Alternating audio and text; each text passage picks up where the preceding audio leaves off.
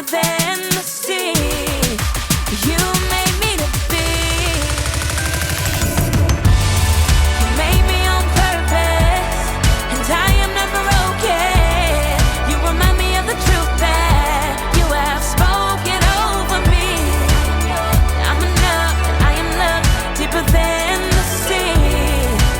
You made me to be gloriously free. Gloriously free, yeah. Gloriously free, free. Gloriously free.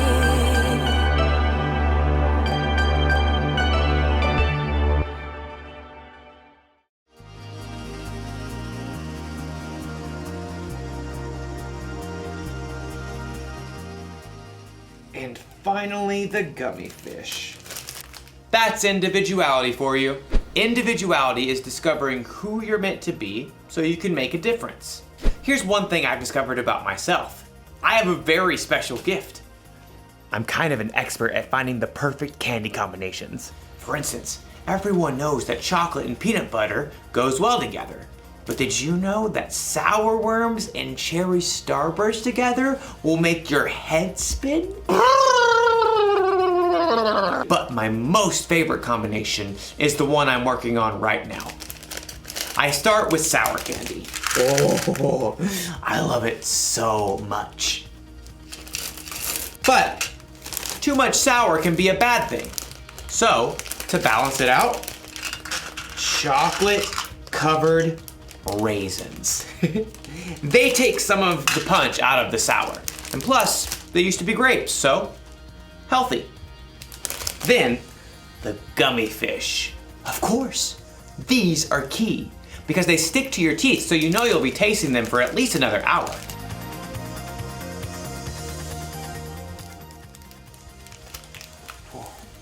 You see that? I used my gift of candy combining to really make a difference in my life. Now I have all these perfect little bags that I can enjoy for weeks to come. Or at least a couple of days. I'm going to eat so much candy. So much candy. I wonder if there's a better way for me to use my gift. One that won't make me sick or cost me a fortune at the dentist. You know, our story today is about a woman named Lydia. She had a very special gift too, and we're going to learn how she used it. So much candy. I'll see you soon. The Bible. It's 66 books of history, stories, letters, and poetry that fit together to form God's one big story. The epic adventure of how He created us and loves us so much that He made a way to rescue us. As we travel through the Bible, from Genesis to Revelation, we discover people who met God and found their lives changed forever. Now, for an amazing story, inspired by the book of Acts, chapter 16, verses 13 through 15. Lydia of Thyatira was a remarkable woman. Her city was known for its craftsmen, especially those who made and sold expensive purple dye. Take a look. I use only the finest snail shells. Though most successful people in business were men, Lydia learned the craft of purple dye. And when she traveled to the Roman city of Philippi, she set up a business selling rare, expensive purple cloth. Please note, we have lilac, plum, iris, lavender, and grape fabric laid out. And over here you'll find amethyst, eggplant, and orchid. Lydia had likely been raised to believe in many false gods, but in her heart, she knew there was something more. The Jewish people believe in just one God. What if they're right? The city of Philippi had laws against bringing any unknown religion into the city. But Lydia would meet outside the city gates on the riverbank with a group of women who believed in the one true God. Love the Lord your God with all your heart and with all your soul. Love Him with all your strength. Lydia and the other women had never heard of Jesus. But as they began to seek God together, God sent a vision to someone else, the Apostle Paul, who was staying in the Greek city of Troas. Dream. It was so vivid. I saw a man standing right here begging me. He said, "Come over to Macedonia. Help us." Immediately, Paul and his friends set sail. Within a few days, they reached land and traveled to Philippi, one of the most important cities in Macedonia. So we just start by finding a synagogue of Jewish believers, right? I don't think there is a synagogue here. On the Sabbath, a day of worship, Paul and his friends went down to the river, hoping to find a place of prayer. Shall we gather at the river? Excuse me. Hi there. Do you wish to join us? We're praying to the one true God. Absolutely. There, by the river, Paul told the story of Jesus and how anyone who chose to follow Jesus could have a relationship with God that lasts forever. But this is amazing. This changes everything. The Lord opened Lydia's heart to believe every word of Paul's message. I wish to be baptized. At once. Not only was Lydia baptized, but she immediately shared the good news with her family and everyone who lived and worked in her home. And they too were baptized. Lydia gathered Paul and his friends. Do you consider me a believer in the Lord? If you do, come and stay at my house. We would be honored. As a successful businesswoman, Lydia's house was likely large and beautiful. We must meet here from now on. Lydia did not hesitate to give everything she had to the believers in the brand new church. And when Paul and Silas were later thrown in prison and then released, they immediately returned to Lydia's home to rest and prepare before they left the city. You must be brave. Of course we will. Don't forget to write. Later, Paul did write a letter to Lydia and others in the church of Philippi, and he remembered his time spent in Lydia's home and the church there with great joy. I thank my God every time I remember you. In all my prayers for all of you, I always pray with joy. I'm happy because you have joined me in spreading the good news. God began a good work in you, and I am sure that he will carry it on until it is completed. In everything she did, Lydia continued to use her gifts to help others.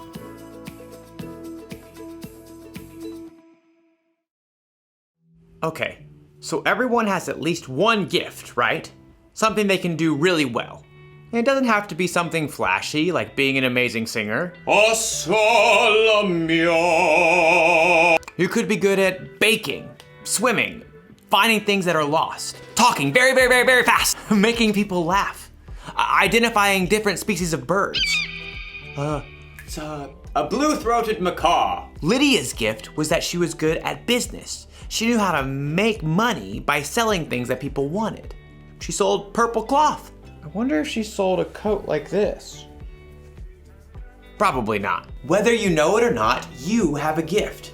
You may even have more than one. But what your gifts are isn't as important as how you use them. Lydia used the money she made in her business to provide a place to stay for the Apostle Paul and his friends. She used her gifts to help others. And Jesus was constantly teaching people, healing people, and loving people. He used his gifts to help others too. That's what we should do. When we're good at something, we shouldn't just use it to help ourselves or to make ourselves look good. God gave us our gifts, and we should share them with other people. That's the one thing to remember today. Use your gifts to help others. So I think I'm gonna share these bags of candy instead of keeping them all to myself. And not only that, I bet I can use my gift to help other people find their favorite candy combinations. I could go into business like Lydia. Whew. This idea is making my head spin. I'll see you next time. Now, what candy goes well with Chick-a sticks?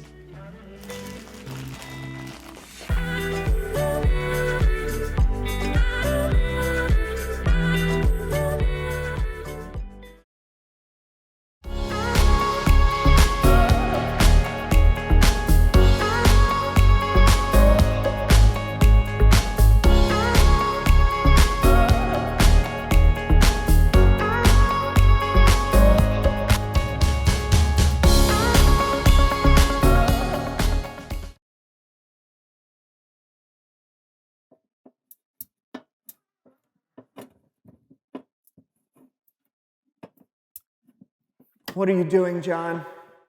Oh, hey, buddy, I'm about to have some of this tasty treat. Oh, yeah? Eh? What is it? Green beans? No, Corn? no, Bean and bacon soup? yuck, no, Black beans? no, Red beans? no, Pinto beans? No. Garbanzo beans? no. I give up. What is this tasty treat? It's candy. Candy. Candy doesn't come in cans, John. Are you sure? Yeah, I'm sure.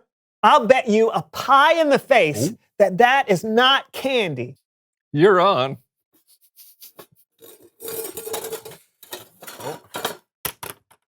Canned candy. I thought you said there was a tasty treat. Yep. Tasty, right? Yeah. Key lime, my favorite. Oh, mine too. Mm. Mm-hmm. Mm-hmm. Oh, nope. Right on the hairline. Mm.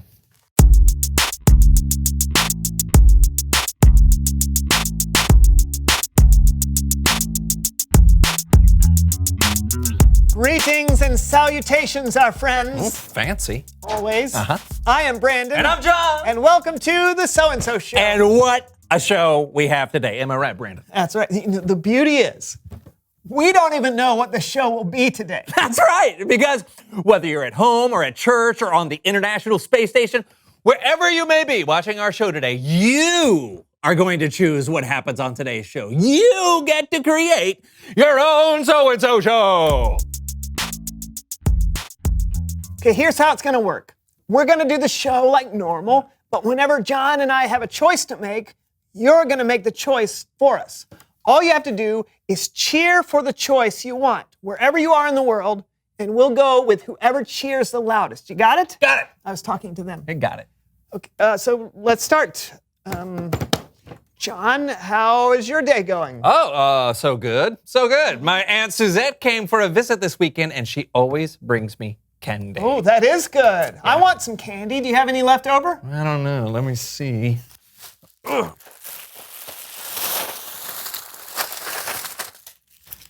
Yeah, just a little. Whoa, we'll never be able to eat all that. You may be right. Hey, you know what? I've always wanted to make a portrait of my face out of candy. Huh? Oh, no, let's make something that people will actually want to look at. Yeah. Like the Eiffel Tower. Oh, there it is. Your first choice. What should we do? Should we make the Eiffel Tower out of candy? Oh, a portrait of my face. Start cheering now. Yeah, turn up the audience microphone. I want John. Oh.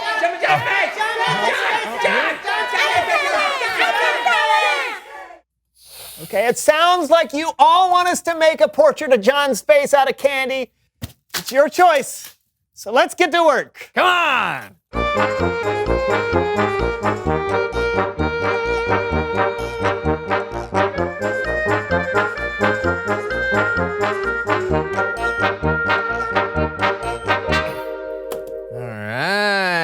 All right, here we go. And voila. That is unique. It's a treasure to keep forever. Yeah. Gluey. Gross. Yeah. Oh, that's perfect right there. Oh, look at that. The eyes follow me wherever I go. Oh boy, it's time for someone who knows. Oh, okay. You get to decide who our guest is going to be. I think it should be the founder of the candy factory, Sweets to the Max, a man who's never given an interview or even been seen in public, Mr. Billy Bonka. And I think our guest should be my cousin Howard. He's a dentist. Really? What? Good dental hygiene is very important. Tooth decay is a huge problem. Just let them vote. All right, what's it going to be? Whimsical candy connoisseur Billy Bonka or Howard the dentist? Start cheering now.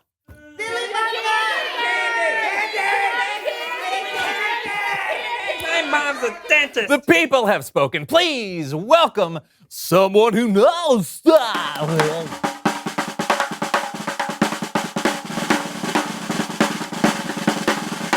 Come on in. Welcome. Okay. Welcome. Oh, here. Ooh, let me get that. Awesome.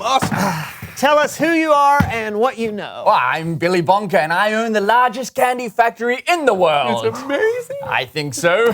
So what do you love about candy? Oh, what's not to love? The sugary sweetness, the chocolatey chocolateness, the creamy caramel deliciousness. Yes! I love it all, yes. But what I love most about candy is the profit margins. The profit margins? Yes, let me just show you this candy bar. Yum! Graph. It's a bar graph for candy. As you can see, the actual cost of a chocolate bar is 11 cents, but we sell it for $2.50. And then with quality market research and kids focus groups, we are able to determine the right color packaging that will lead to the highest profit margins. Do you know what the key to any successful candy company is? Delicious candies? No. Variety. No. Strategic shelf space and positioning. The most profitable candies are the ones at the approximate eye level of an average-sized child. Children want what they see. It's really that simple. I think we're out of time. Are you sure? I have this delicious chocolate pie. Pie! Chart. It's a pie chart for chocolate. Thank you so much for being on the show today. Well, thank you for having me. Pie chart Oh, you can. Okay. Yeah. Yes. for chocolate.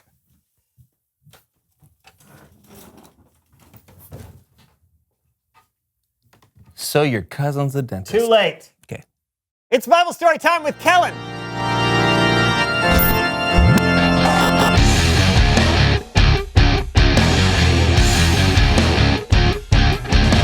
Kellen! How's it going, gentlemen? Well, what do you got for us today? Well, our story today is about a woman named Lydia. And to help me tell it, here. Oh, you get to choose how we tell the Bible story today. Okay, I shot a film version of the story. Or I can read it. Start cheering now.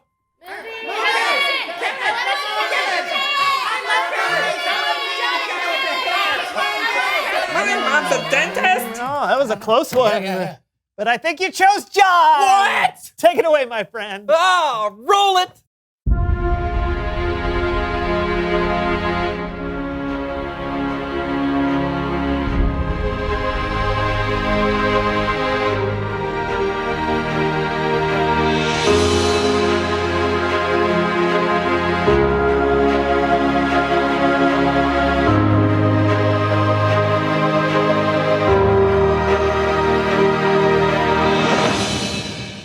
Let us go down to the river and see if we can find a place of prayer. Paul, over there. I'm Lydia.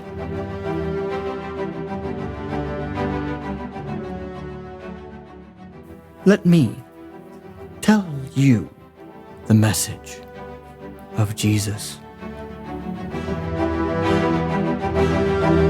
Yes, I believe this to be true. I want me and my entire household to be baptized.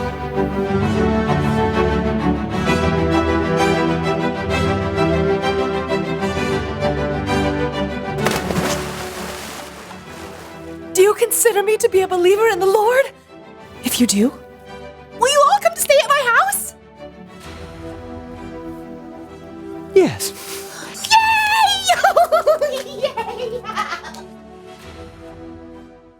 That was it?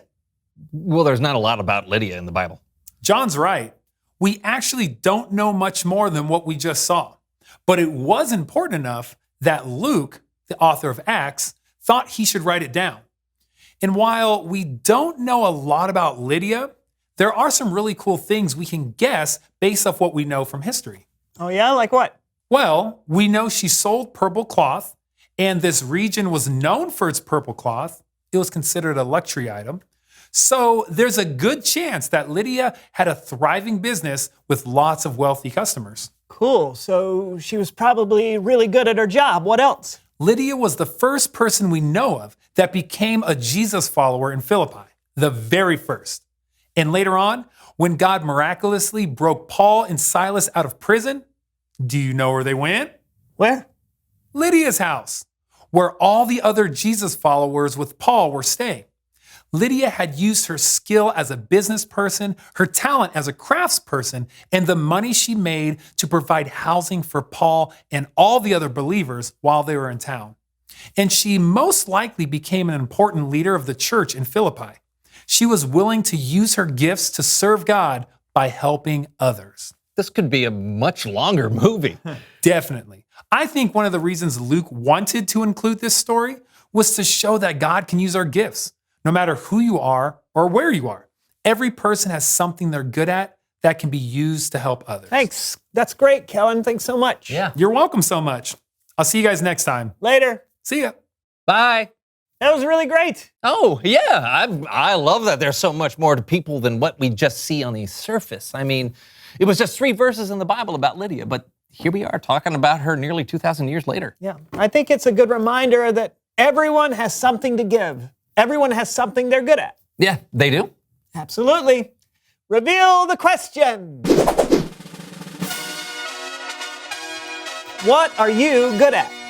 Maybe you're really good at a sport. Or understanding math. Or maybe, you're really good at making people that feel left out feel welcome. Everyone has something they're good at. And what's cool is that you get to choose how to use the gift God gave you. Oh, which brings us to your final choice of the show. Okay, what should we do for the credits? I say we eat my self-portrait. And I say we bring on my cousin Howard, the dentist. Start cheering now. Dentist!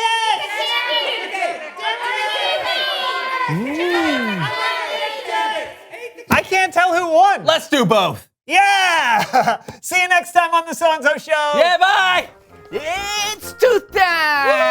Yeah! You get a toothbrush! You get a toothbrush! You get a toothbrush! You get another toothbrush! Yeah. Floss time! One for you! One for you! 'Cause I got some tongue scrubbers! Scrub your tongue! There's Top Pocket Floss right here! Whoa. You got Top Pocket Floss! That gets all of the little gremlins out! Tongue brush, tongue scrubber! Yeah! I gave myself a cut. I ran out.